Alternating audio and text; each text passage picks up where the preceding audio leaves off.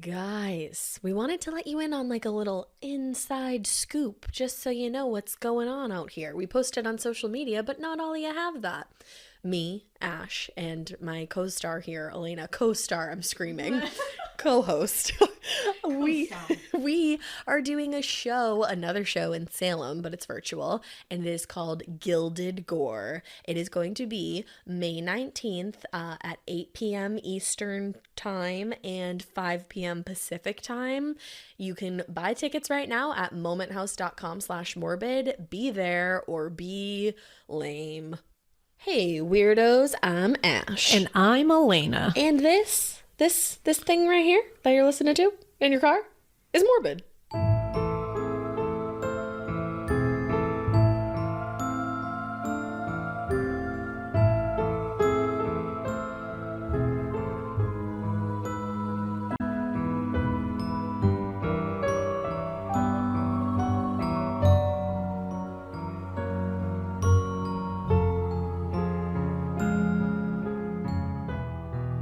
Or maybe you're working out, or maybe you're cooking dinner. Yeah, I don't know why I just put you all in your car. Most people are in their car, I feel like. Yeah, I feel so you were right. Or maybe showering.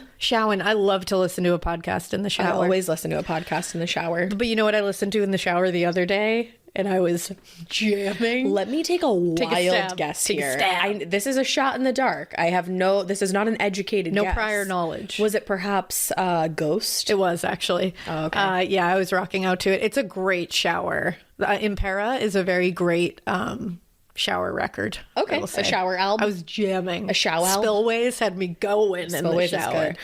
But lately, I've been listening to the Giggly Squad in the shower and in the car and everywhere I go because personally, I'm obsessed with Paige DeSorbo and Hannah Berner. So there you go. Shout out to Hannah. She just got married. Congrats. Look at you. Want to be friends, everyone? That's my shot. That's my shot. I just shot it. I shot it. Good for you, man. Thanks. I believe in you. One thing that I do want to get to right away. On a serious note. Yeah, we're getting down to a very serious note here. But I just wanted to say we have seen all the messages and emails about this latest true crime update. We're going to talk about it literally for like a minute because to me it seems like the family would really just like to deal with this right now. And I don't want to add to the noise. But I know everybody's been asking us, like, have you seen this? Brittany Drexel's body has been found. It has been confirmed to be hers with dental records and DNA, unfortunately. Yeah. This is, like, really sad. She was obviously kidnapped, which is really the unthinkable. Like, there were so many theories to go on, but it's really sad that the actual outcome of this was she was likely just kidnapped right off that strip. So messed up. Which is really horrific. There has been a suspect who's been arrested, who they know did it. His name is Raymond Douglas Moody. They believe that he raped and killed her that day. He's a known sex offender. He's been on the South Carolina Sex Offender Registry. He was there for a 1983 conviction, which was a horrific conviction, by the way, of someone under 14 and kidnapping. What the fuck was he doing walking around? So he's a violent piece of shit, but he's been arrested, and that is good. But from everything I've seen, we've been looking at it for a couple of days, just like watching little interviews or snippets.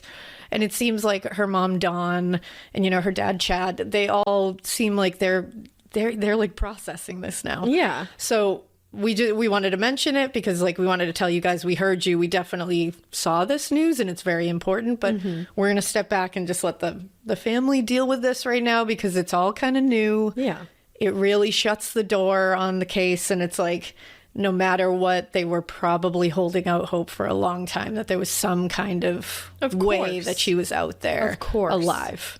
So this has got to be a really big blow. But we wanted to just mention it, and we're going to move away from it now. We will update if anything comes out and like the family starts talking about it more, but we're just going to let them have kind of a moment right now. It's really fresh. So we like to let those things breathe a little bit. So we're going to let that breathe. Yeah. But we appreciate you guys letting us know and like tagging us and all this stuff. We appreciate you guys. And right now, like our thoughts and all our good vibes are being sent to Brittany's family. So many. I feel so bad for her family. I do too. It's so sad. But So, switching gears a little bit, we're gonna get into Somerton Man Part 2. I'm ready to hear the theories. Oh, girl. I'm ready for you to make my horrible ear anatomy experience go away. I got I'm very at least excited about that. two parts of the ear that can like go away for you. I'll take it. And I have like a fun little way to remember certain I'll things. really take it. And by the way, just a quick little aside before we get into it. For part 1, I don't know if anybody noticed this. This might be my own neuroses, and like Ash knows me too. Oh my God. I have such fucking personal neuroses with myself. I do. I just like have a lot of them. So like this might be me. I'm like very hard on myself. Same. And High five. There we go. High five. Ooh, that was great. But I had a full-blown migraine through the first part of that, and I didn't tell Ash. She did not. So I was just sitting there like glazed over trying to stare at her. And the story was so compelling that I was I want to make sure she knows that like I'm very compelled by this. But I was like, I hope it doesn't come. So if I sounded like sleepy at all or anything like that, no one has said anything. I'm not saying anyone has.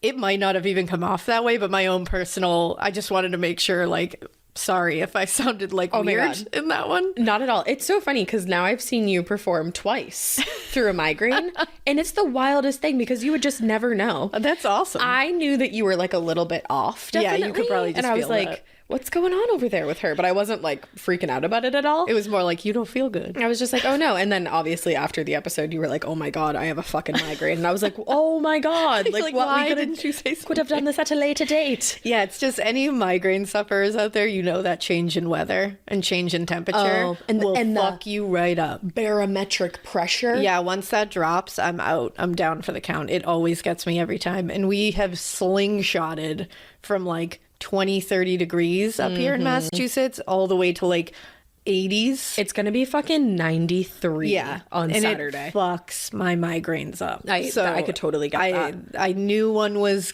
brewing out there somewhere because of that slingshot in temperature, and there it was. And it was a gnarly one. It was a real gnarly one. It was like had an aura with it and stuff. Like, That's crazy. Any migraine sufferers, you know. Yeah, she texted me. You know. She texted me last night to like be like, oh, like I think I said like, are you feeling better? And you were like, oh yeah, it just got like an aura. And I was like, yeah, I had a pretty gnarly aura. And she was like, I was like, are you being like spiritual like me right now? Like you felt spiritual? like you felt like your migraine had a personality, like your aura was off or something. You were like, no, more like science. No, just flashing lights in front of my eyes. So funny. But all right. So I'm excited. Okay, I'm excited too because this is I love this whole case. Like, it's wild. It was fun to put together, and I feel like I can say that because it's like a little like loosier. Yeah, for sure. But this is my favorite part of the two. So let's go. So when we left off, and I'm gonna just so you know, Elena had asked a question in the last one about his esophagus. I just want to let you know right at the top. I'm gonna get to that a little bit later. It's pretty close to the end, but I did find something out. So. She did. When we left off in part 1, we had really just gotten into one of the key players in the Somerton Man case, a woman known by many different names, including Jessica, Joe, Justin. There's a couple others out there floating around that I saw, but I didn't see them in everything, so I didn't want to write them down. But good old Justin. Lots of names, but usually just by the last name Thompson.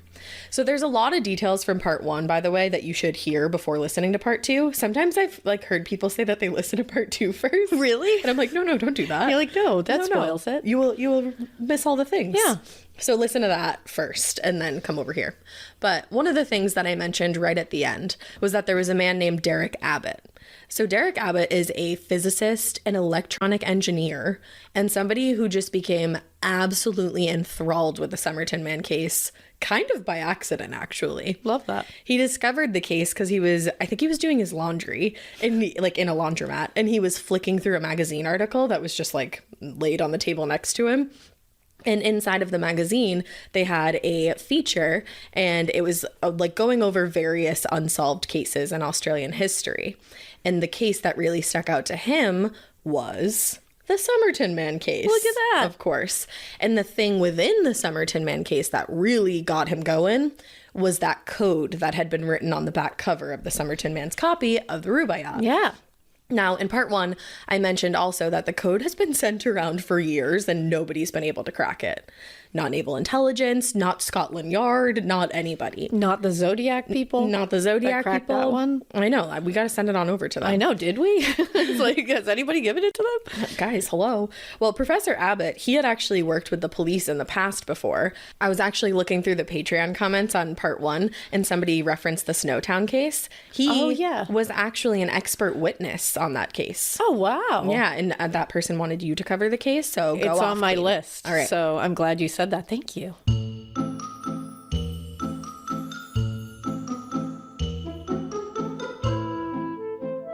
What if I told you that you could get important fertility insight without going to the doctor or even leaving home? That is exactly why modern fertility was created. It's an easy and affordable way to test your fertility hormones at home with a simple finger prick. Mail it in with a prepaid label and you'll get your personalized results within 10 days. You're going to get insights into your hormone levels, your ovarian reserve, which is how many eggs you've got compared to other women your age, and other important fertility factors. The results go deep into what every hormone means, and you can talk one-on-one with a fertility nurse to review your results and options for next steps. Now listen, traditional testing with your doctor can cost over $1,000, but modern fertility gets you the same information at $159, which is a fraction of the price. And if you go to modernfertility.com/morbid, you can save $20 off your test. And if you have an HSA, an FSA, one of those, you can put those dollars toward modern fertility. If you want kids today, maybe one day in the future, clinically sound info about your body can help you make the decision that's right for you. And right now, Modern Fertility is offering our listeners $20 off the test when you go to modernfertility.com/morbid. That means your test will cost $139 instead of the hundreds or thousands it could cost at a doctor's office. Get $20 off your fertility test when you go to modernfertility.com/morbid. modernfertility.com/morbid. Yeah, so he had worked with the police in the past, obviously on like a huge case, but also other various times. And he thought that the code would make a fun assignment for his students because he was a professor, as I said. So with that, he assigned them the code. They have not been able to crack it, unfortunately, try as they might. But with that, he dove headfirst into what he probably didn't realize at the time would become one of the biggest and most life-changing projects that he'd ever done. Wow. You know? So an incredibly important name that we haven't mentioned yet is Jerry Feltus. He was a retired detective and he took on the Somerton cold case in the early 2000s, like as a retired detective. And he also became super enthralled with it. One major thing that struck him as odd looking over the paperwork was that the person who seemed to be like the case's key witness wasn't named. Because remember, Joe Thompson asked that her name be left out of any paperwork that was going to be filed on the case. Mm-hmm. So it became Jerry's fucking mission to find out who this person was. Yeah. But the problem was that he didn't really have a lot to go on other than the phone number of the anonymous woman because it had been found along with the uncrackable code in the Somerton man's copy of the Rubaiyat. So he knew it was there. But they didn't really have anything else from this case. Like over the years, a ton has been lost. Oh, that's so sad. The autopsy was lost. The suitcase has been lost. The copy of the Rubaiyat has been lost. Like everything is gone. But somehow he was able to get his hands on an old 1947 phone book from the area. For all you youngsters who were not around for the Yellow Pages, we really did get phone books delivered. Yep. And we had to look up numbers. Like, you were around for that? Okay, my next sentence that I wrote was, I am old enough to have literal memories of looking up a phone number. And you used to have to look it up based on the service that you were trying to find, like not the last name. Oh, yeah. Yeah, I remember. Oh, okay. There we go. I was going to ask. I was like, do you remember that? I do. I was definitely like really young, but I was at Mom and Papa's and they'd be like, oh, like find this number. Find this number in the Yellow Pages. And I'd be like, all right.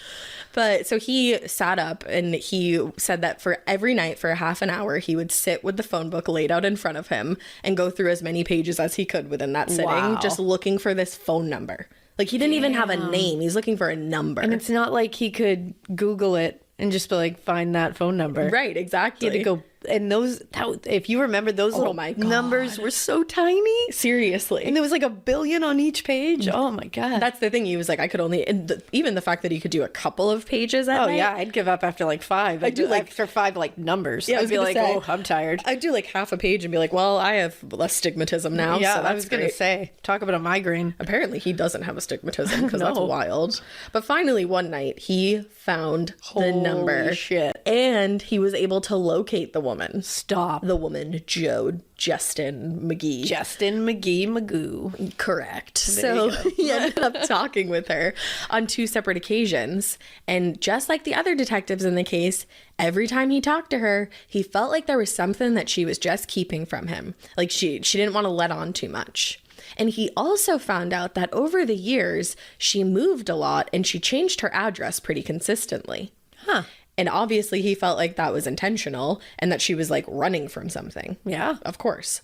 So he pretty much knows this entire case inside out. He actually wrote the book on it, like the actual book on it. He wrote the actual book. So he had a strong feeling that Joe knew more than she was saying. I'm buying what he's selling if he feels that way. Honestly, I believe Derek. No. This is Jerry. Excuse me, this is Jerry. This Sorry. is Jerry. Wrong name. I'm very important players True. in the case. I So mean, I believe Derek too. I believe everybody. That's an expert. I believe all of them. But so this book that he wrote, Jerry Feltus, it's called The Unknown Man, A Suspicious Death at Somerton Beach. And it quite literally costs $700 on Amazon. Oh, cool. And that's the only copy I could find. So like if you have one or if you know of a decently priced one, let me know. Let me know. Because I really wanted to read this book. I know. Like, I hate when that happens. It's like the book on the case. That happened with the Oklahoma Girl Scout murders. That book is like very rare. That's very weird. Yeah. That happens What a a weird lot here. connection. Yeah, that was weird. It just popped into my head. I was like, wait a second. Oh, it's keeping it weird. It sure is. So yeah, I couldn't get the book, but whatever. That's beside the point. So back when Professor Abbott discovered the case, he was actually able to link up with Jerry, and they both started working together to try to see if they could, put 2 heads together, solve this mystery. So they actually spent quite a few years working on it between the 2 of them, and they even premiered in a documentary together called Missing Pieces: The Curious Case of the Somerton Man. Ooh. I haven't watched it yet, so if you do, let me know how it is. But after years spent working in unison, they had some kind of like argument or disagreement, and they ended up parting ways. Oh no. Yeah, I'm not entirely sure like what happened. They broke up. That's sad. I watched like a quick ABC special on this, like ABC Australia special, and there was a woman in the documentary who also was like specialized in this case, and to her she was like, I think there's just so much pressure on anybody trying to solve this case that they want to be the person to solve it, so it's hard for 2 people to work together, But anyways, the Somerton Man case has obviously got quite a reputation over the years, and the stakes have only gotten higher and higher, so I get how tension got involved between the 2 of them. One of Jerry Feltus's quotes on the case literally is, I would say everyone who worked on the case was starting to become frustrated with it, but everyone working on the case or had an interest in the case always thought that something would come up tomorrow. But tomorrow never came. Oh, and you can feel that. Oh, you can feel it so hard. Feel it. Especially when you're like in this shit. You're like, when is tomorrow going to come? Yeah, because you have so much hope and you're like, there's all these little pieces. They have to fit somehow. Yes. They can't just be scattered to the wind. But it's like every tomorrow that happens, it's like another piece that doesn't fit. Exactly. And it's like another piece that like you think you have all the pieces and then another piece just comes falling from the fucking sky. That ruins the entire thing. Exactly. But here's the thing. At the time, it was true that tomorrow never came. But to give credit where massive credit is due, Professor Abbott has made some wild movement in this case, if his theories turn out to be true, and even if they don't. So back when they were working together on the case, Jerry Feltus actually had not shared Joe Thompson's name because he had earned her trust somewhat, and he didn't really want to mess that up by handing off her information to somebody when she didn't want that handed off. Yeah, that's good and ethical. It is. I love it. So when Abbott went solo on the case, he also had to come up with a way to locate her. And he didn't get the yellow pages. Instead, he took kind of a similar approach, and he started flickering through different records I meant to say flicking. Flicking through different records, trying to find her information between like hospital records and stuff like that. And then finally, something happened. So somehow he was able to find a picture of the woman that he believed to be Joe, but he needed to confirm the belief without a doubt, obviously, if he was going to move on.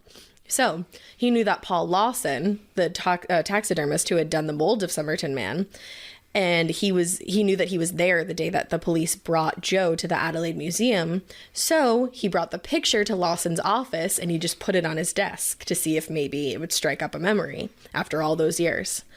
Lawson took one look at the photo and he said without a doubt in his mind that was exactly the person that Abbott had been looking for. Oh, shit. Joe Thompson. How does that even happen? I have no idea. I swear it's like these people are meant to find these pieces. Okay. Like some people are just meant to be the ones who discover these things. Oh, it's like so perfect that you said that, girl, because just wait. Like a beautiful beautiful moment occurs in this story. Just you wait. I don't know what that's from. It was the wrong tune, so that wasn't your fault at all. It was Hamilton. But I know everybody that was not the tune. I'm dead. I made up my own tune to it. It's so funny, though, that you said that because just you wait. Just you wait. Just you. There it is. Okay. Okay, so Still not great, but I'm sorry. it was beautiful. I loved it. I appreciate it. So he finds Joe. He's like, he knows that this is Joe, so he's off to find her. He finds her. Stop. She's dead. He doesn't find her dead, but like she's already died. I was like, oh, wow. You were like, I didn't hear You really that buried part. the lead on that one. No. She had died just 2 years before he figured out who she was. Oh, that's a tough hit. A bad hit, yes. That's a tough hit. But not one to keep Professor Abbott down. No. At this point, he thought the best next step to take would be seeing if she had any next of kin. Like if she had, especially descendants, like if she had children. So, and he thought, maybe growing up they had heard something, or maybe at the end of her life she had revealed something to them that she'd been hiding for all these years. So he started looking, and he was able to find out that Joe had a son named Robin. Well, cue the next hit, because once Abbott had gathered up enough information to locate and contact Robin, he found out that Robin had died just 2 months before. Oh, stop. 2 months. So Joe had died 2 years before he got into contact with her, and Robin died 2 months. Oh, my God. Can you imagine how frustrated he must have been? Oh, I'm frustrated for him. Me too.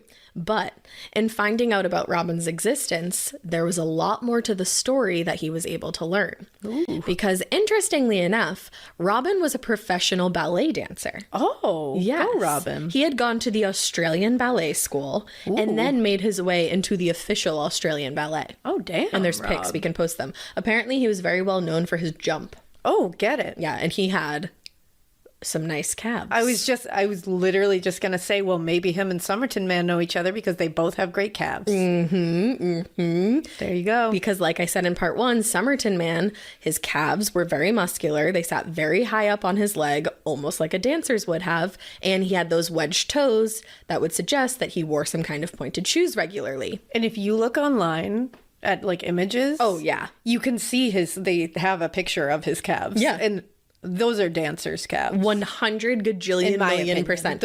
That's the first thing I saw. That's the thing. It looks different than runners' calves or there's something about that, and they're so well defined. And it's probably because, and we don't know if he was a dancer, but if he was, it's probably because he was like on point, like that's exercising a different part of your calf, I would assume. For sure. A different muscle, for sure. Exactly. So it was then that Abbott pondered a new question. Was it possible that Robin was Somerton Man's son? Oh. Perhaps. Whoa. Because, so like Joe like saw that bust of him and like literally freaked out. Oh my God. Maybe that was the reason why she had been so evasive with the police, because she was actually married at the time to another man named Prosper Thompson. Obviously, when the police started coming around, Prosper probably would have had some questions to ask his wife. Yeah. And that could be the reason why she stayed so quiet. That's a good theory. It is, definitely. Or, we're going to get into some later. Maybe she knew what had happened to him and she was freaking out a little bit. I'm saying. I don't know. That's kind of what I was thinking. Yeah, we'll get there. We don't know. So to test his hypothesis, Abbott got in touch with a man named Dr. Mache Henneberg. And literally all I could think of when I saw his last name Henneberg was Jonathan Van Ness when he goes, Henny. Oh my God. And perfect. I just found out that he listens to this show. So hi, JVN. Oh, hi, Jonathan. I'm shitting my pants. I know. That was a really great. My face turned red now and he's like not even here. Yeah. Obviously. That was a really wonderful thing to learn. Imagine if at this point I was like, by the way, Jonathan Van Ness is here. By the way. And here's Jonathan. They'd be like, what? Say Henny. Say Henny. So Abbott gets in touch with Dr. Mache Henneberg. So now I can't. I can't. And also, okay, before I get into what they talked about, I just have to tell you how much I love Dr. Henneberg and how fucking impressed with him I am. Oh, good. I love that. First of all, I keep moving. I'm sorry if you can hear that. My chair is like making a sound, but my butt was falling asleep. So first of all, he's been a professor at Adelaide University for almost 26 years now. And his official title with the university is Professor of Anthropological and Comparative Anatomy. Oh, hell It sounds better when like smarter people We got say like it. a Dr. Bill Bass on our hands. Literally. Oh, but wait, there's more. He specializes in teaching human evolution, anatomy, physical anthropology, and forensic science. Oh my God. He is associated with some of the most esteemed universities around the world, like Oxford University. I've never heard of it. No? No, I think Wild. it's probably like small, right? Yeah, it's like super I don't tiny. know about like, it. Yeah, no, it's huge. It's Oxford University. And this is just like a wild fun fact. He was exiled from Poland in the 80s. That's very intense. He's Polish. But because he was a part of a social movement back then where people were like fighting back against the government because they were trying to get fair workers' rights and like social changes. Whoa. So he was one of those people like Look at fighting this guy.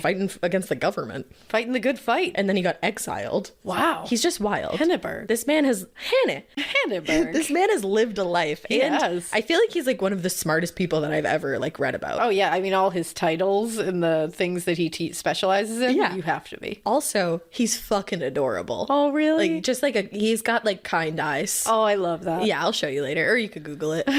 I'll have to show you. Whatever you want. Yeah, whatever You're works. like, you do you. You just do your thing. Do your thing. So obviously, Dr. Abbott shared my thoughts because he felt confident enough sharing his hypothesis with the doctor, and in turn, he got some riveting results. I would now like you all to break out your punnett squares. Oh, I'm ready. I told you they were coming. And Ash can tell you I'm breaking mine out right now. Oh my gosh, wow, you had Here that it on is. deck. I have it. So, Dr. Henneberg, he's like an esteemed doctor. Dr. Henneberg compared photos of Robin to Somerton man's teeth and ears to see if there were any similarities between the two men. And there were a few. Okay. So, the first thing that Dr. Henneberg noticed about the two men were their ears. They were very similar in a couple of different ways. Firstly, they both had attached earlobes. That's the first thing I was going to ask because I know that's like a genetic thing. And it is a genetic thing, and it's a recessive trait. So it's not always going to show up. Ooh, this is fun. I'm very excited. You're going to love this part. It's like it's this whole paragraph that I have written right here. I'm like, let's go. Now, according to News Medical Life Sciences, quote, attached earlobes are not rare, but are also not commonly found. Okay. So they're just like, I feel like that's like an oxymoron. okay. I'm trying to like logic this out in my head. So was I. Rare is rare. Like not many people have that. Yeah. That's rare. Yeah, You're special. Commonly found would be like, oh, like you find that in a lot of people. Okay. So maybe it's just like not rare, but not like everyone has them. It It's lives somewhere in the middle. I was just going to say it lives in the middle. It's not weird to find them, but it's not, you don't see it on everybody. Okay, cool. I guess is how I would think of that. Okay. But it does immediately sound like an oxymoron. It totally does. Like I was like, immediately. and I was like, I don't know, guys. I don't know about that. I don't know, you scientists. Like me, Ash, over here with all my fucking credentials. I think you're wrong. This college dropout right here does not understand. So Therefore, you are wrong. you are wrong. They're like, you literally get fucked. So It was a confusing way of putting it. it was. Thank you. I'm So on your side. either way, though, it does leave room for pause on the case of Somerton man's possible relation to Robin, but we got to start looking for some more shit. So the next thing that was noticed on the men's ears were the size of the hollows in each of their ears. Now this part I learned watching Liz Wakeford's video on this. She has a YouTube page. I definitely suggest subscribing to her page, and I'll link it in the show notes. Great. So, the two hollows in a person's ear actually have official names. The upper hollow is called the cymba, and the lower one is called the cavum. Now, the way that I decided to remember that was to associate it with the Lion King. I knew it. I fucking knew it. Like, I how else- almost how said else it would I do as you said it. Although the two Simbas are not spelled the same. Yeah. Simba in the movie is also on top when he becomes the leader of his fellow lions at the end. That's right. Like, very sorry to spoil the ending there if you haven't seen it, but like you've had leader a of lot the of pack. time. So Simba's on top. So anyway, typically, That's amazing. I knew you were gonna love Thank that. you for that. No problem. Wish I could have helped you in school. Like, was that even important in school? That wasn't the thing I was like super caught up on. It was the those bones. inside, yeah. Yeah, we didn't get that Those far. little bitches. Fuck them. Isn't your ear mostly cartilage? It's bones inside. Oh, like next to your skull. like near your eardrum and shit. Ooh, yeah. you'll have to tell us about They that help later. make sound like what it is. Very cool. Yeah. Cool. It's cool. interesting. It's just really complex. That's the thing. These things are interesting, but very complex, just to say exactly Truly. what you just said. You know? So anyway, the cymba, the top hollow, is usually comparatively smaller than the cavum. But in 1%, or about 1% of the population, it's the opposite.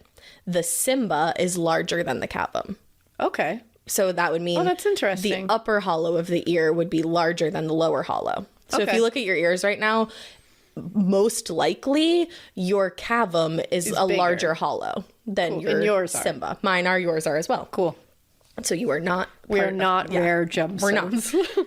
Now, strangely enough, both Somerton Man and Robin Thompson were rare gemstones. Ooh. They seem to make up a portion of that 1% of people this happens to. That's interesting. So they both have larger cavums. Okay. No, excuse me. Sorry. larger cymbas. cymbas. I forgot Yeah. about the Lion King. Don't worry, it's they okay. both have larger cymbas. Okay. So that's the ears. Oh, excuse me. There's one more thing to note about the More ears. We're ears. not done with the ears. You know what? I'm all ears. Keep your ears turned on for whatever's this. coming next. This is interesting, and I didn't know about this, and I'd be interested to see if you did.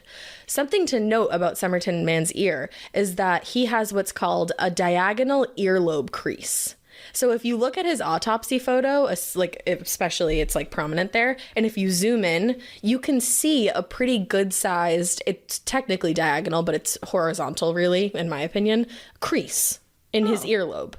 Now, according to Lisa Zyga, who wrote a few articles on Somerton Man for phys.org, having a diagonal earlobe crease, aka a delk, can potentially put somebody at an increased risk of having an ischemic heart attack. Wow. Yes. I didn't know that. Neither did I. That is news to me. That's really interesting. Oh, I love when that happens. I love telling you Wow. something you didn't know.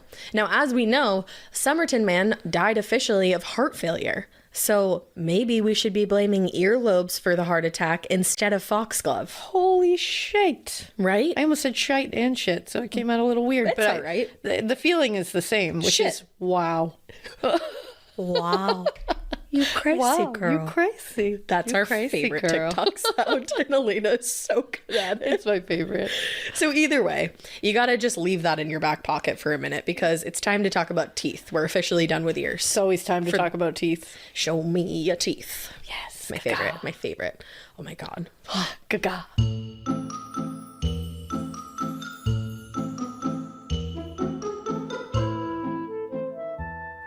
Oh my God. Life can just get so busy sometimes. Like you're like juggling a million things and then you're like, oh crap, I have to eat too.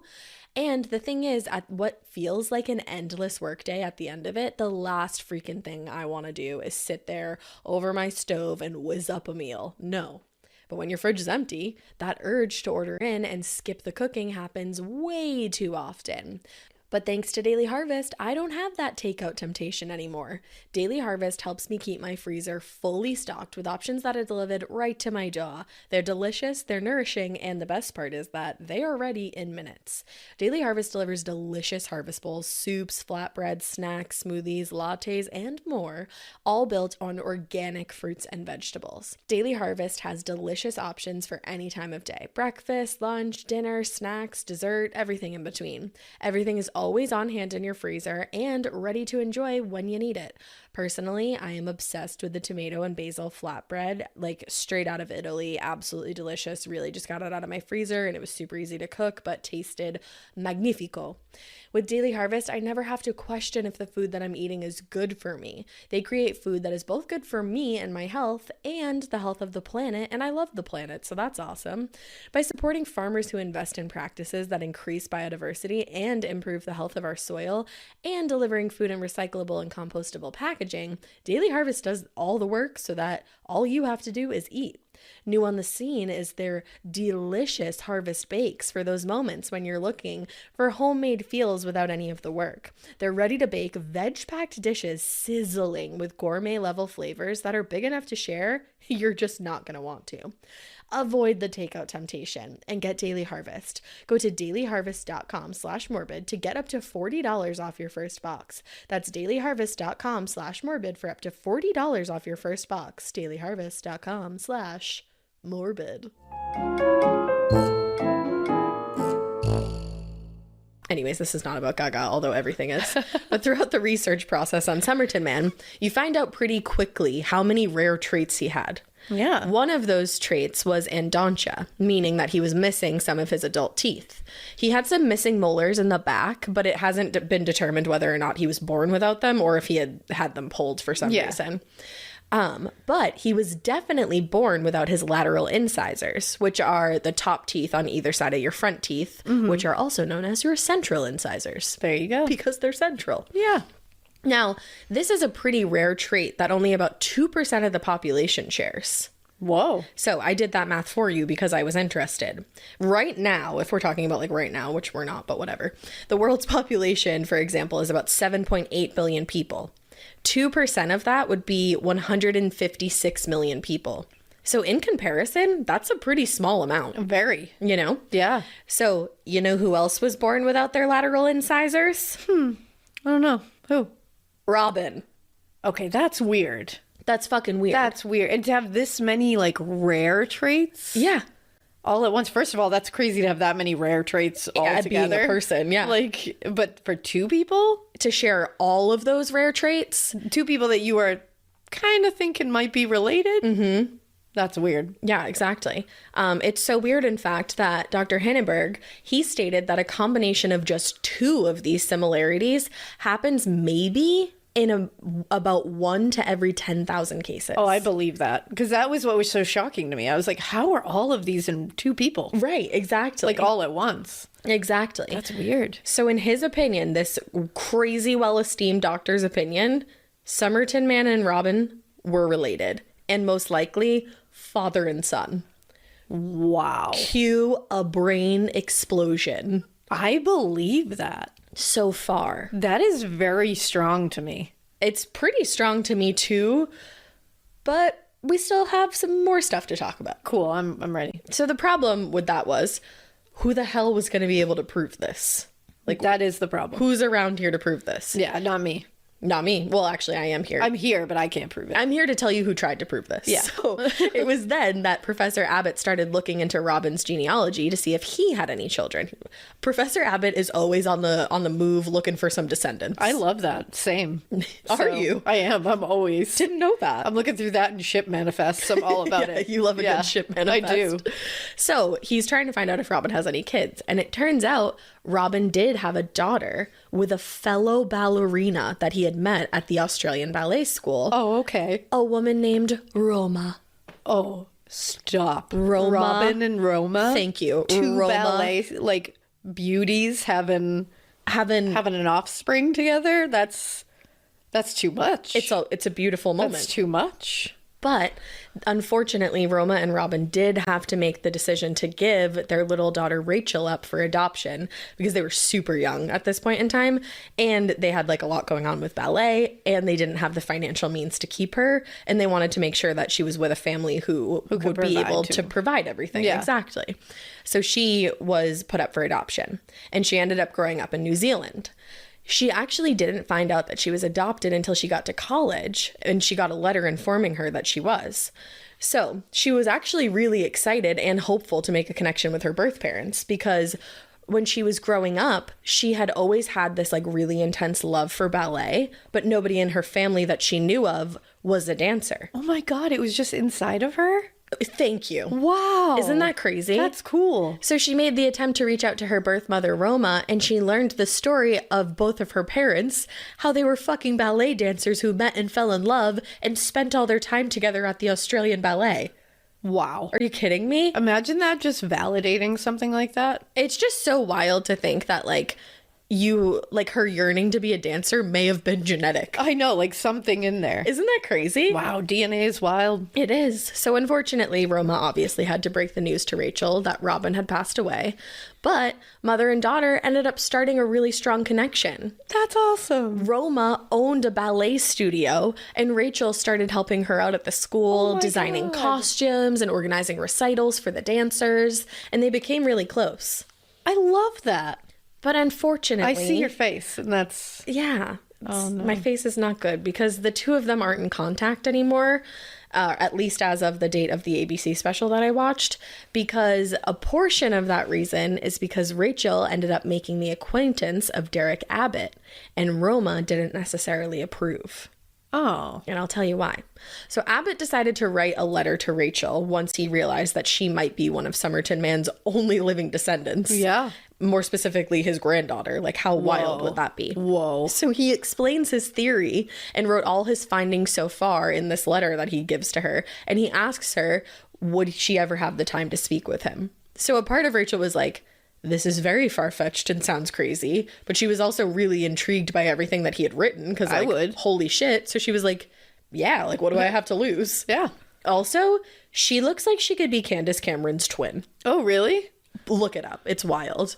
Rachel Egan is her name. Rachel Egan. So later on, she joked that she was a willing victim. Oh, no. Now, not in like a bad way. It's No, like but silly, just like it sounds funny. silly, funny, haha. Silly, funny, haha. So with Rachel willing to meet him, Abbott headed out to Brisbane right away. And he invited Rachel to go to dinner, to talk over the case, and maybe get a look at her ears and her teeth. And while she's not missing her lateral incisors, it does look to me that her cavum is slightly larger than her Simba. Really? It's worth noting. And no, I didn't see anything written about that. I just like looked at her and I caught that myself. So Oh, wow. She really does look like her twin. her literal twin, right? Yeah, Crazy. that's pretty wild. So now you're going to want to like buckle up for this. As they were sitting over their fancy French dinner discussing a man who might be Rachel's grandfather, there was like this certain feeling in the air. A feeling of love. Rachel and Professor Abbott were like really hitting it off. Stop. And within a few days, they were already talking about the possibility of marrying each other. Stop. And not long after that, they got married. They got married in 2010. They got married in 2010. And from the looks of it, I'm pretty sure they're still married. And they have 3 children together. That's kind of amazing. And the way that he put it was something just magically drew us together. Oh my goodness.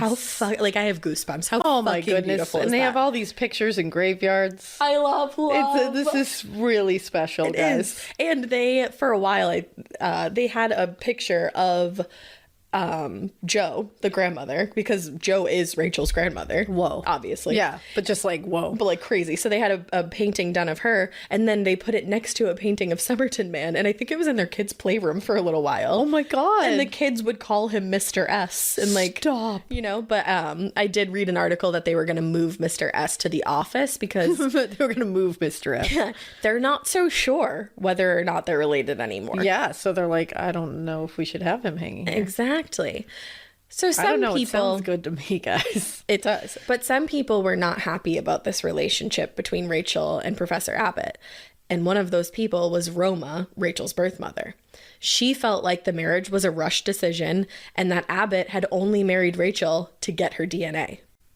Ooh, that'd be so wild. incredibly fucked. So Rachel joked, she was like, obviously he wanted to get his hands on my DNA, but like, that's not the only reason that we're married. Yeah, like I promise you. We kind of like each other. Like they, Wow. they have children together, guys. Yeah. But I Like guess they've really committed to this. If he was just looking for DNA here, Right. he's really gone the distance. and I believe they're still married from I couldn't find anything Yeah. that said they weren't. They've been married for 12 years, guys. Like, Yeah. it's official. I think they like each other Yeah. at least. I believe they at least enjoy each other's company. But over the years, like Roma is not the only person who felt that way. And I understand like being protective of her daughter. I'm not putting any blame on her. For sure. But other people are like, yeah, he only married her for her DNA. And it's like, you don't even know these people. I understand in like the beginning being like, I'm a little like suspicious Wary. about this. Yeah. But like after 12 years, I think it's time to be like, all right. Yeah, I would think so. 12 years, a couple of kids. I think these kids might do something here. I would think so. But unfortunately, it just put a rift, and I'm sure it wasn't the only thing, but it put a rift in Roma and Rachel's relationship, and they actually don't speak anymore. Oh, that's sad. I know. That's really sad. So with all the talk of DNA in the air, and being that technology had come a long way since 1948, when Somerton Man was originally found, the topic of exhuming his body started coming up more frequently among professionals who'd been with this case for a long time. But before they exhumed the body, though, they wanted to look at a simpler solution first. And as they were looking over the bust that was created, like way back when, they realized that there was still some hair stuck into the molding. Oh, wow. And even though testing that hair would only give them like 2% of the DNA necessary to come up with like an entire profile, It's still something. they wanted to do something. It's a good start. So Abbott got in touch with a scientist named Colleen Fitzpatrick to see if she could help in the process of looking into Rachel's DNA, find out what came from her mother and what came from her father, and kind of separate those two things. So actually, Colleen Fitzpatrick has a very impressive resume. She was able to reunite a man who was suffering from amnesia with his family through the use of DNA, and was also able to find out for a family that their relative had passed away on the Titanic.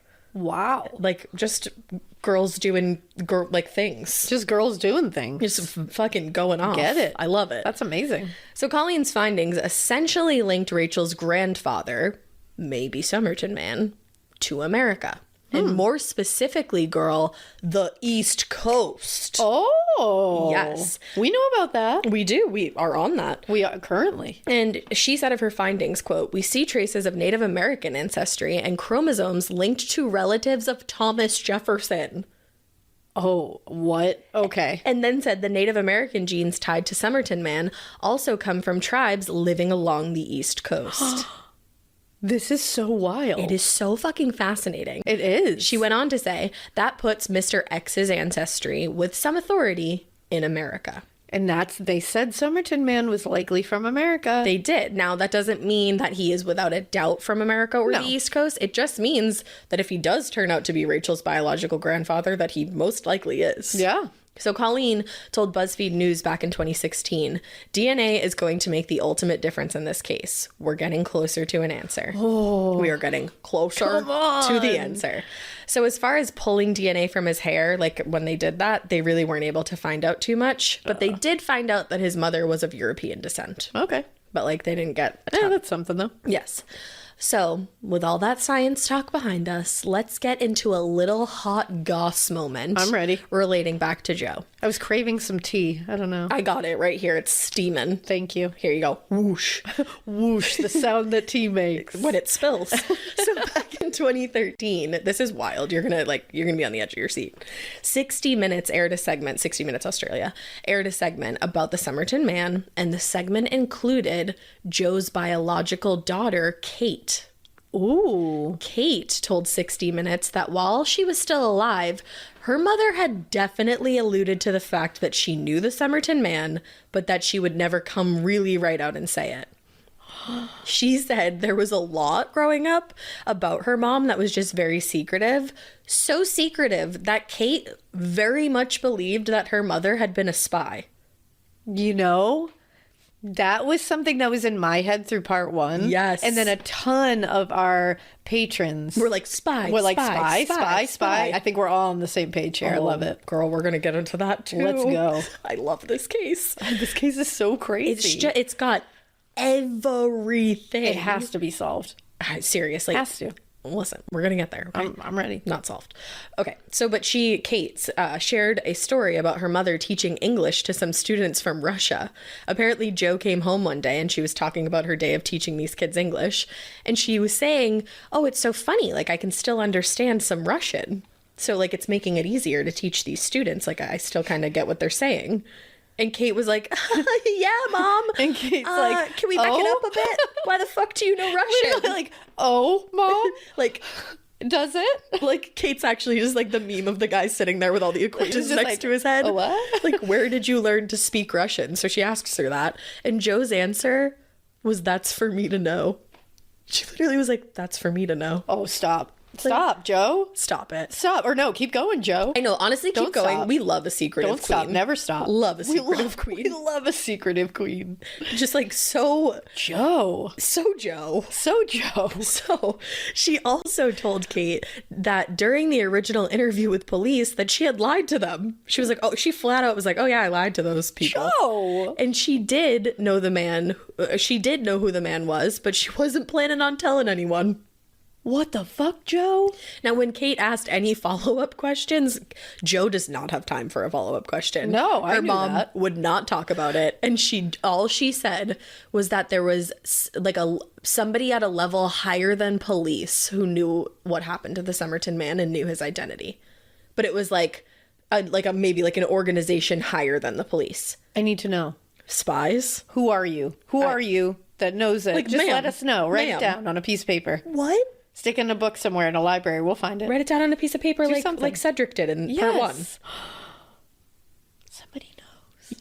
Like Joe knows. What? Joe I knows. just can't. So after that segment, a lot of people came to the conclusion that Joe might have been working as a spy. Oh, yeah, you think? Now, it's been said over the years, actually, that she was a communist sympathizer, and maybe she was working on the side of Russia.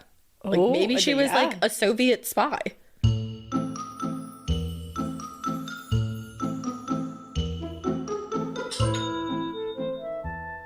Wow.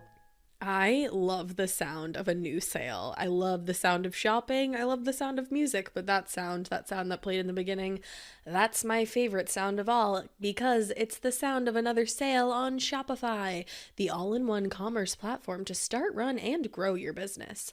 Shopify gives entrepreneurs the resources once reserved for big businesses, so upstarts, startups, and established businesses alike can sell everywhere, synchronize online and in-person sales, and effortlessly stay informed.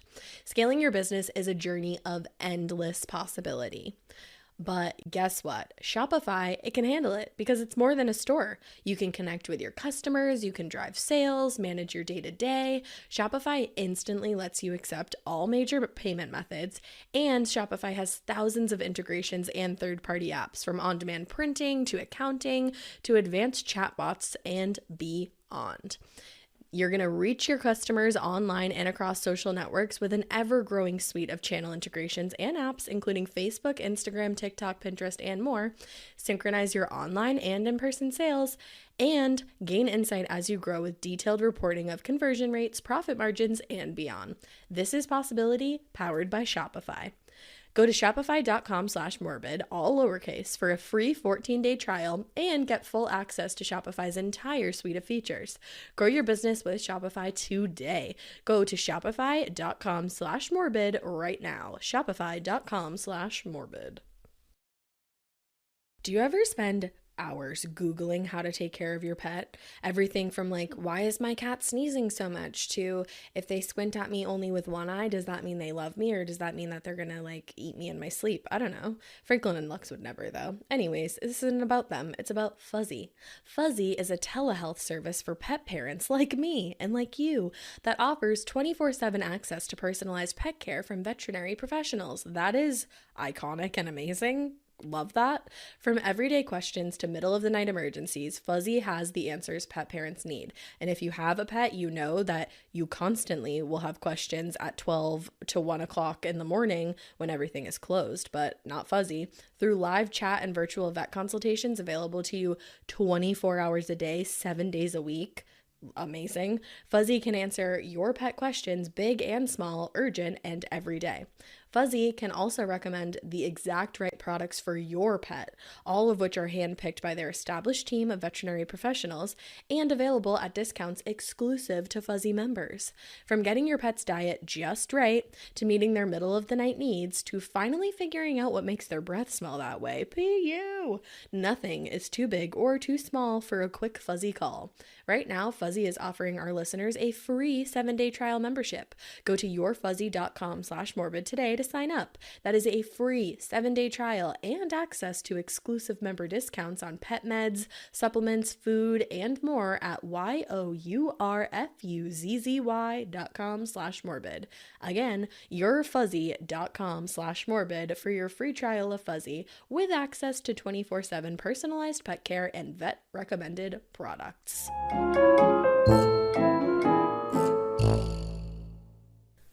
Damn. Can you fucking imagine the fact that I mean, I get like spies exist. Like how crazy, like it seems like just like LOL movies. Yeah, it seems like James Bond shit. It, like 007, right? Yeah. You got it. You nailed it. That was so gay in that moment. Like That's I was very much like 007. I don't know. You're like, I don't know. Like I have no idea.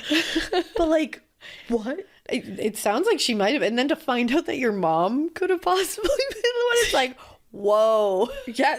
What? Kate had a lot like Kate, that she was learning about her mama. Yeah, Kate got a lot dropped on her plate. She did. Kate. Holy shit. You look great, Kate. You look great, Kate. Date Kate. Seems like it's fake, Kate. I hope you guys know that what your that's mom from. Knew who the Somerton man was. Period. That was the fate. So there were also rumors that fueled the fire of people thinking that her son Robin may not have actually been from Prosper Thompson. Apparently when he met Joe, so in the beginning I was like, well, Prosper might have been pissed if he found this out. Yeah. No. Apparently when he met Joe, he was actually still married but going through a divorce. Hairy area. Did you just smack yourself? I just flicked my glasses almost off of my face. So excited that you flicked your glasses. I was like, ooh, and then it went clink, and I almost, sorry guys. Oh, did that hurt your finger? It didn't, weirdly That wouldn't enough. be fun. But I thought my glasses were going to go flying. Yeah, so we thought Prosper wasn't in on this. Honey, he was still married. He's going through a divorce when he meets Joe. During that time, it's alleged that Joe was already pregnant, but with another man's child. Yeah. And an old friend remembered talking to Joe later in her life, and this friend said that Joe said she would always be thankful that Prosper had married her when she was pregnant and raised the child with her like it was his own. Come on. I should have said like the child was his own. I don't know why I said that. Come on. It's also I know. I know. I know. It's also been said that Joe and Prosper lied about the time frame of their marriage. They were telling people that they were married before they actually were, likely because Prosper was in the middle of getting divorced and Joe was pregnant, so like back then they would have had to have said that they were married. But still, it looked shady, like looking back on it today, and people started asking even more questions. Now, in that segment with 60 Minutes, even Kate said the thought has crossed her mind that her mother, Jo, might have had something to do with Somerton man's death. Wow. Yeah. Kate. You're great, Kate. You are great, Kate. So interestingly enough, there was actually a second inquest into Somerton man's death about 10 years after he'd been discovered on the beach.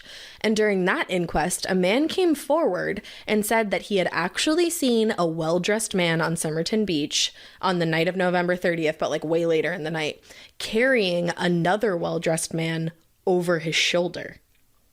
Imagine just seeing that. I know. Two well-dressed men just on the beach. Being one silly, of them goofy dudes. is just slinging another one over his shoulder.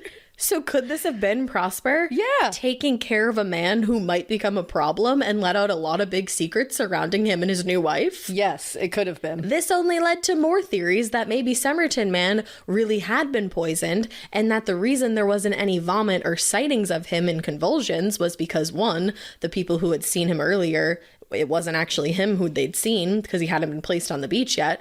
And two, he had actually been poisoned somewhere else, and that's why all the vomit and whatever else wasn't there, because it was where he had been poisoned in the first place before he'd been placed on the beach. Then, once the poison took effect, the person then brought him to the beach to dump the body.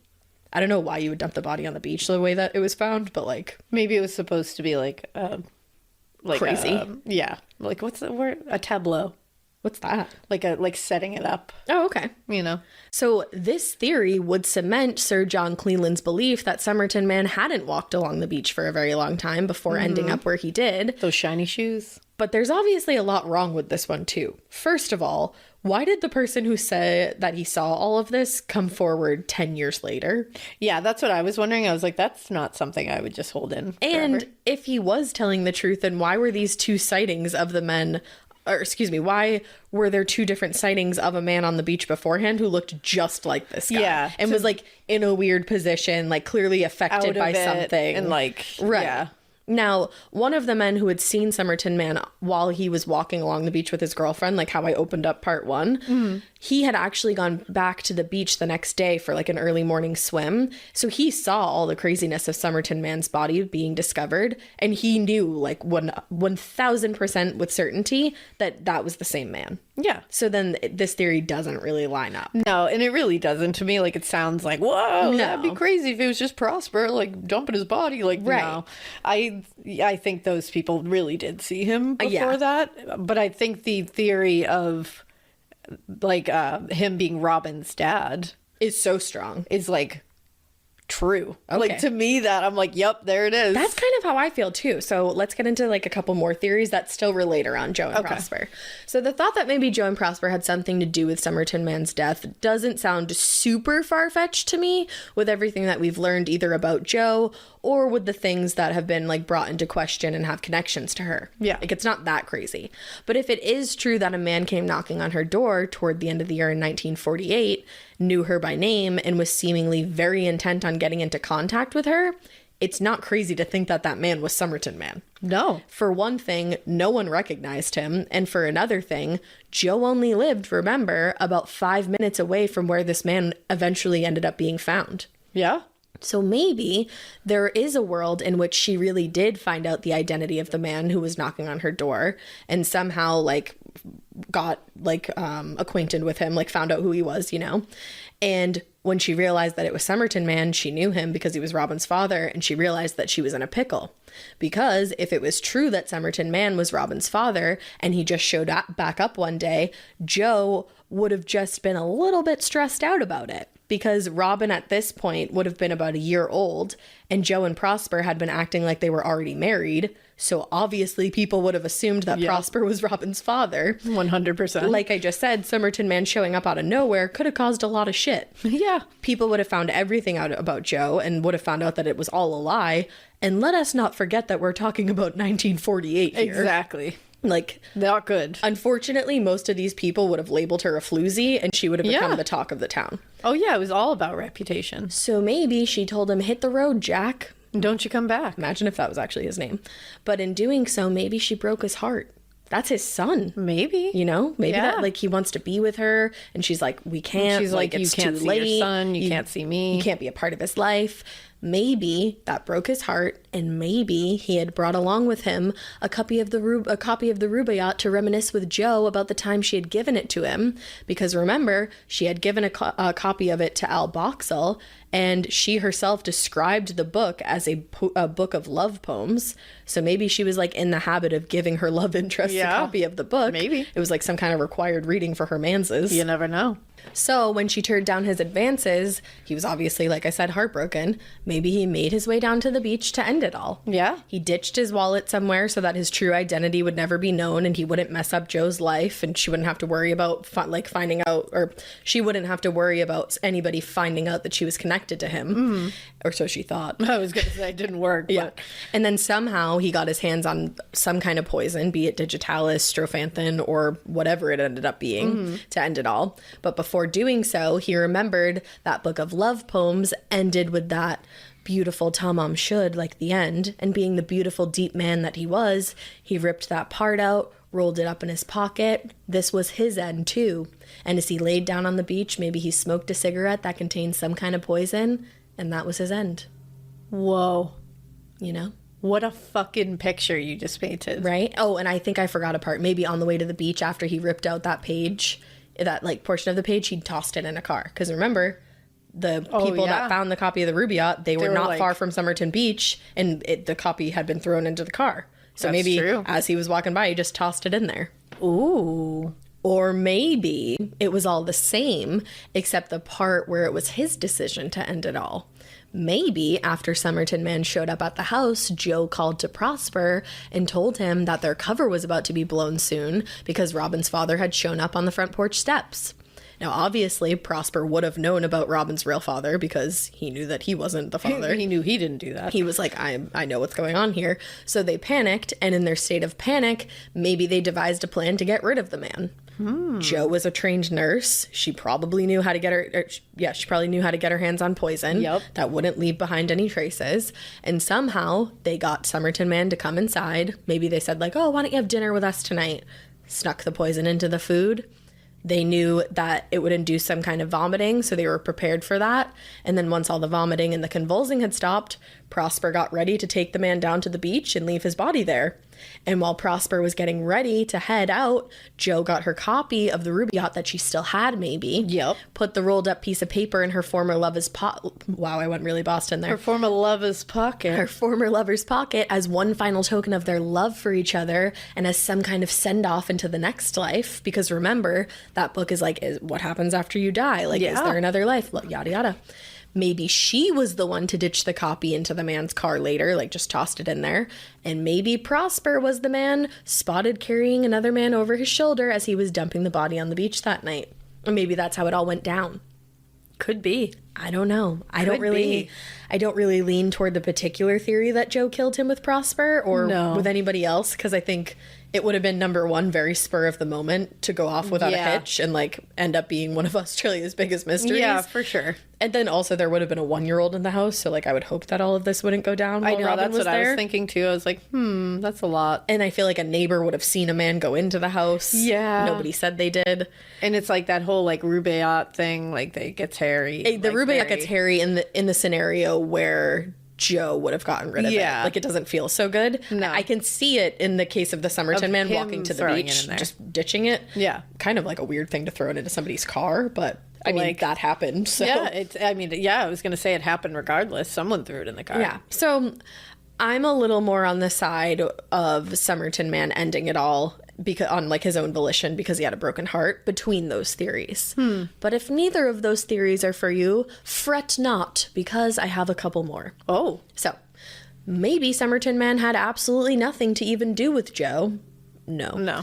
And this whole thing is some kind of strange mix-up. No. But people think so. Like, people are like, maybe he didn't. I'm not people. I'm not people. I'm not. So some people think maybe he was a spy, which was the reason why all the labels were torn out of his clothing and he had no identification. I mean, that's valid. Like I said in the beginning, you could find out where something had been made by the label. So, like, usually spies would rip the labels out of their clothing back then. But maybe somehow he had blown his cover and he was taken out by other spies that were like above him or something. It would explain why the copy of the Rubaiyat associated with the man had a super intense code written inside the front cover. Like maybe it was some kind of spy code. I don't know. And why there were so many things within his suitcase that alluded to the fact that he was traveling and not actually from Australia. I love when you said like a spy above him. Because it just made me think that there's some kind of like supervisor spy. I feel like there is. Or like manager spy. Yeah, like Glenn Assistant the spy. To the regional manager spy. Yeah, like Glenn the spy in HR. Yeah. Like I feel like that's how that goes. I think it is. I don't know how spies work because I'm not a spy. I don't know how spies work. Wouldn't a spy say that? No, I'm just kidding. They would. I'm not a spy. Spy. Spy. Say spy again. Spy. But giving credence to that theory is that there were actually 2 spots in Australia where spies had been discovered like pretty recently. The Radium Hill uranium mine and the, I'm gonna fuck this up and I'm really sorry, Woomera test range. It was a research facility used by the military. Just a few months before Somerton man was discovered on the beach, there was a Soviet spy ring uncovered in South Australia's capital. Oh. Was he part of it? Maybe. And now I have that like, I'm an international super spy stuck in my head. There you go. Do you not know what that is? Oh, it's a TikTok sound. I would have thought I was you, like, yeah. you haven't heard that? No, I don't get all the, my For You page is a very different page than yours. You do get the, my money don't jiggle Oh, jiggle. yeah. If you don't get that, you got to get that. Who even are you? Like, find it so that you can have it. It's so good. So the final theory that I want to talk about today, because I think it's a pretty good one, and so does Professor Abbott, so like, hello. On the same page? Is that Somerton man died of positional asphyxia or an underlying illness that they just didn't have the means to identify back then. Because remember, when I initially described how Somerton man was laying on the beach, I said that his head and his shoulders were propped against the wall, but that the rest of him was just kind of splayed out. Yep. So think about the way that he would have been positioned. Like, even if you picture yourself lying down like this, your chin would kind of be tucked into your chest a little bit, which would make it slightly hard to breathe. Yeah, infants can die that way. Infants can die that way. That's why in car seats you always make sure. Oh, am I taking the next thing? Sorry. No, you're not at all. I didn't write that down. I was just going to say it. That's like, you never want to let your infant's head roll forward in a car seat because they can. Or even your toddler. Or like your toddler. anybody. I was going to say, really anybody. Or even like your partner falling asleep on a road trip. Just get their head up. Yeah, put your head up, girl. Lift your head up. Lift your head up. So that's like one kind of like sub theory within that. Now, Derek Abbott also points out that Somerton man's organs were not in the best shape.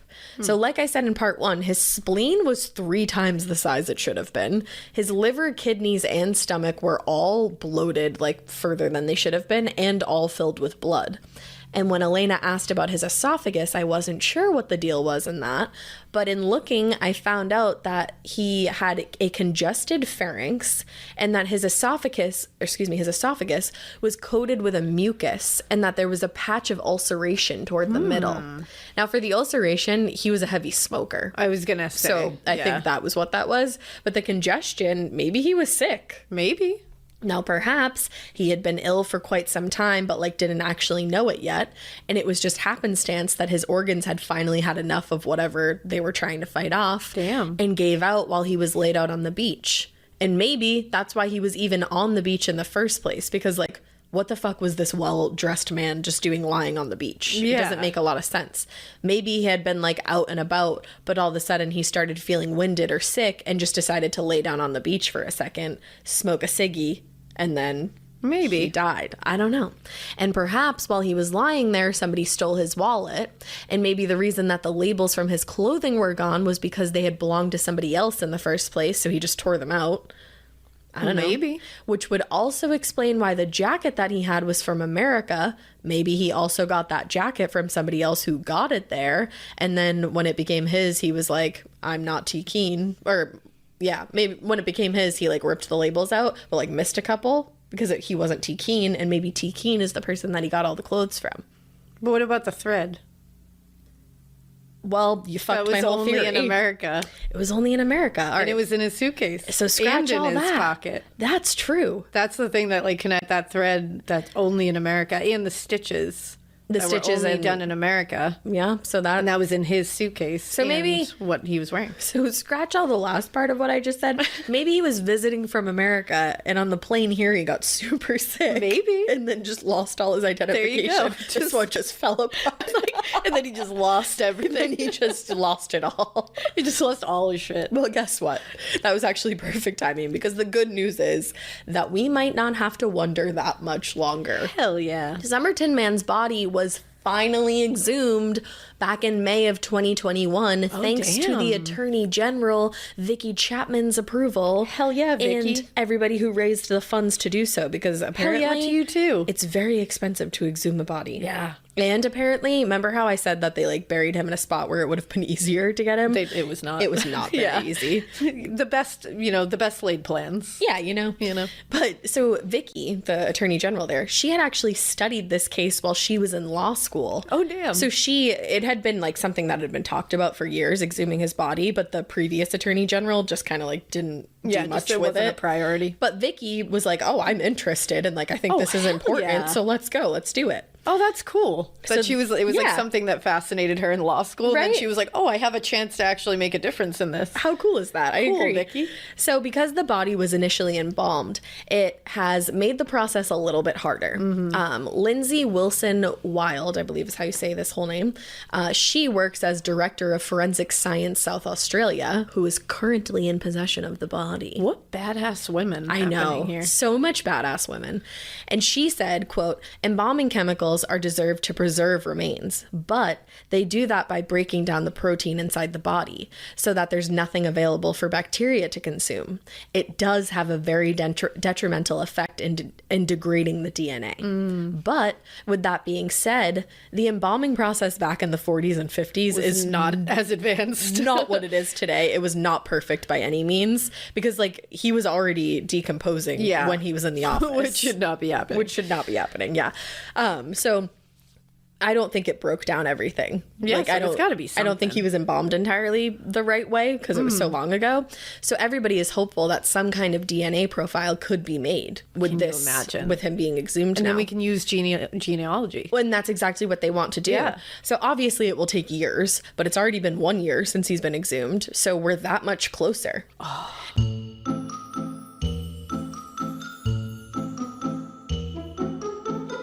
Guys, I admit it. I don't always make the best food choices. Like, realistically, who does?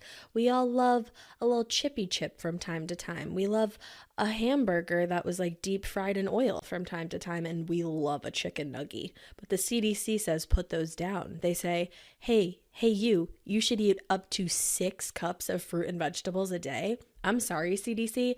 There is 0 chance that I'm eating 6 cups of fruits and vegetables per day. Here's what I want. I'm going to tell you. I want a simple nutrition with results so powerful that when I take my next physical, my doctor compares my old lab work to my new lab work and says, keep on doing what you're doing, girl. And that's why I take Field of Greens daily. Field of Greens is powered with a full spectrum of essential vegetables and fruits, plus science-backed herbs and prebiotics, which is exactly what I need to stay healthy.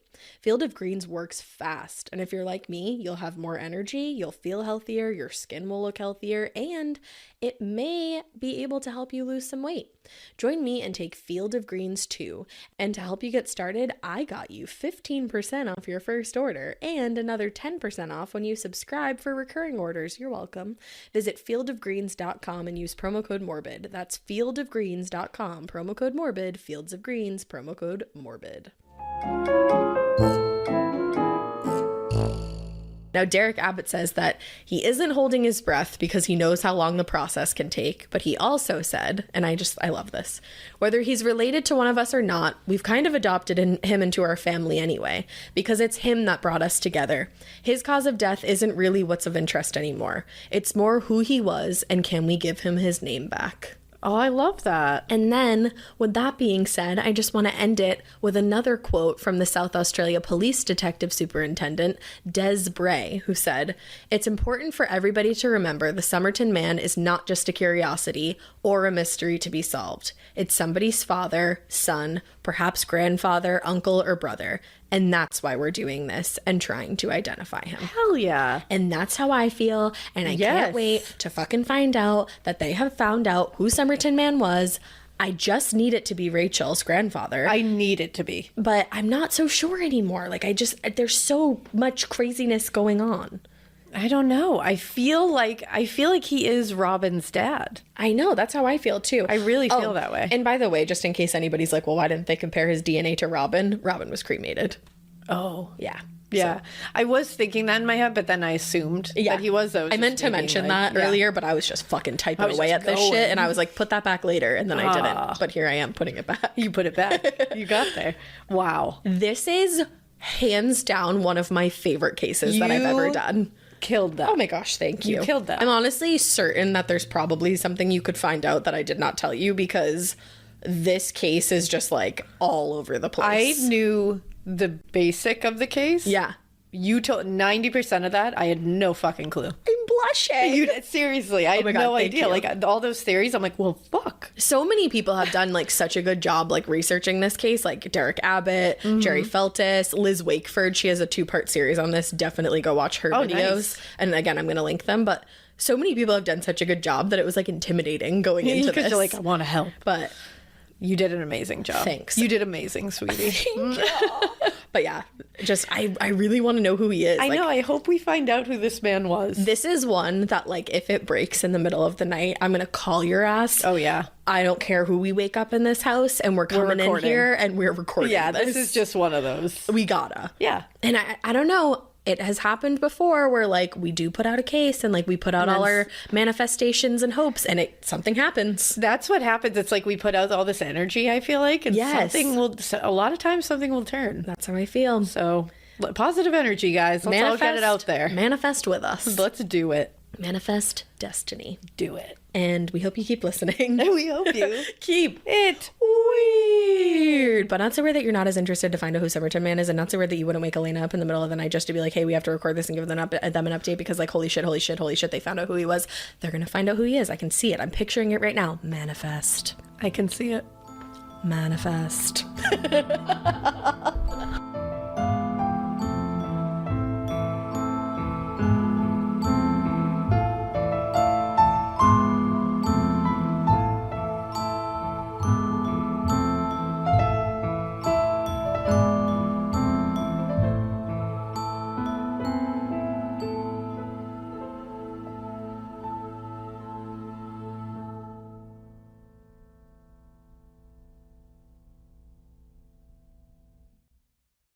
And before you go, episodes of Morbid are available free wherever you get your podcasts. If you want to hear new episodes, though, 1 week early, you can download Amazon Music. Or if you want to hear new episodes early and ad-free, you can subscribe to Wondery Plus and Apple Podcasts or the Wondery app. Another way you can support our show is by filling out a survey at Wondery.com/survey.